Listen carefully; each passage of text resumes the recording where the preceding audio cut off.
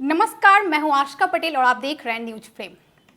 कुछ हफ्ते पहले हमने आपको बोकारो के गोमिया रेंज से एक बड़ी खबर दिखाई थी, जहां 42 हाथियों का एक विशाल झुंड देखा गया था।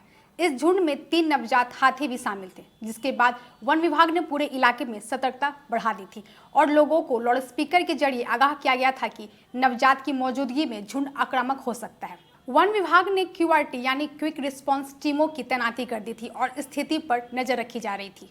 लेकिन अब ऐसा लग रहा है कि यही झुंड गोमिया से निकलकर लातेहार जिले की ओर बढ़ गया है। लातेहार के बालूमाथ वन क्षेत्र में जंगली हाथियों का आतंक अब साफ तौर पर दिखाई दे रहा है। बीती रात बालूमाथ थाना क्षेत्र के नगरा गांव में हाथियों का झुंड घुस आया और खेतों में भारी तबाही मचाई। गांव में प्रवेश किया, कम से कम 16 गो था, 14 या 16 गो, जिसमें 4 या 5 गो छोटा छोटा बच्चा था हाथी का।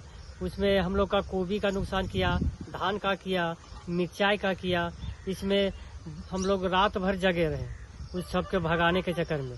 रात भर हम लोग उसको भगाए किसी तरह से। इस तरह से घटना हम लोग का गांव में कई बार हो चुका है।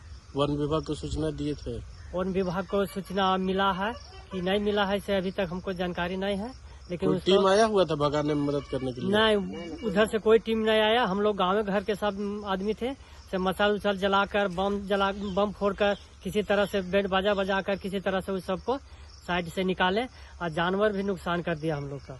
लगभग 1 दर्जन किसानों की फसलें रौंद दी गई। इतना ही नहीं, हाथियों ने एक किसान के पशु बैल को भी कुचलकर मार डाला। 8 बजे आया था गणेश भगवान झुंड के साथ, 10-12 को बहुत नुकसान किया। फार्म कर दिया नुकसान, को भी किया, धान भी किया, मिर्चा किया। और कितना एकड़ में फसल लगा हुआ नुकसान होगा?